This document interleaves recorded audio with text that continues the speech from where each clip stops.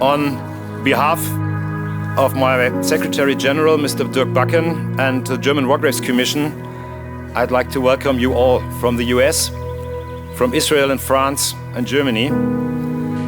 Et achai anochi mevakesh. We came to seek our brother. Today it's a privilege to introduce Shalom Lamm.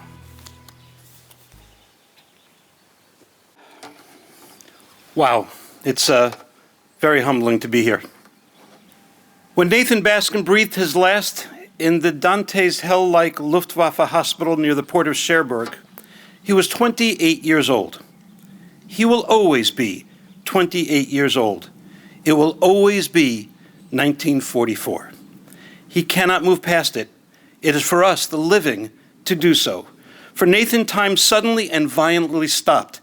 Let's take a trip into Nathan Baskind's world in the Squirrel Hill neighborhood on Darlington Road in Pittsburgh, Pennsylvania in the mid-1940s.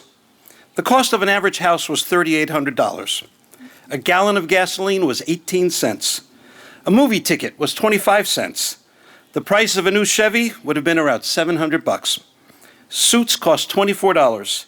College tuition to the University of Pittsburgh was $200 a year. And the daily newspaper, the Pittsburgh Post-Gazette, which is still being published, was 2 cents. But over the Atlantic Ocean, the rest of the world was in flames, in the greatest conflagration of people and material in the history of the world.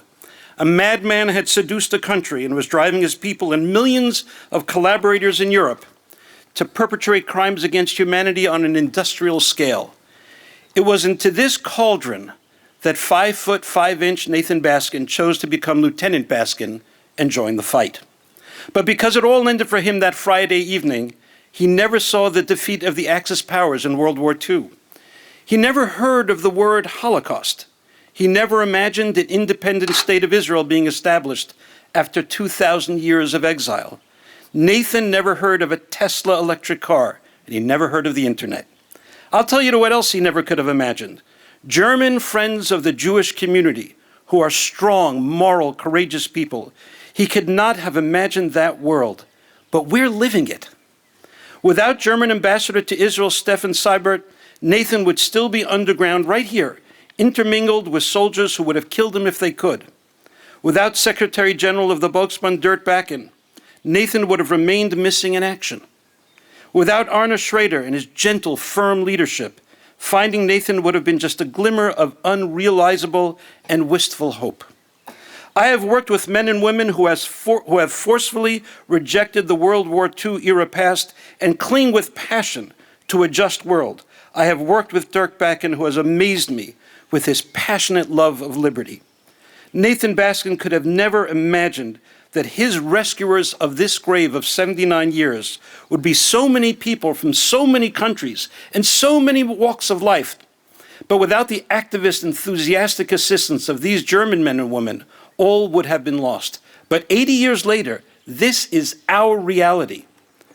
Secretary General Dirk Bakken was a career German military officer with a distinguished career. He served with General David Petraeus in Afghanistan.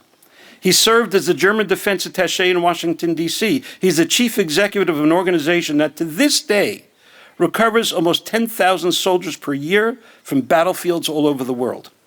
The Volksbund also takes care of tens of thousands of Jewish war graves from the First World War. While the ABMC, an organization with which we have a very close and warm relationship, cares for over 125,000 graves on foreign soil, the Volksbund takes care of over 2.8 million.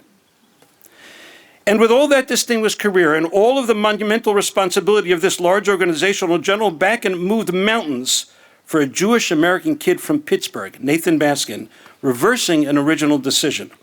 He is taking the time spending time with us now, and over Shabbat and the interment of Lieutenant Baskind this coming Sunday. We welcome you with tremendous, tremendous love.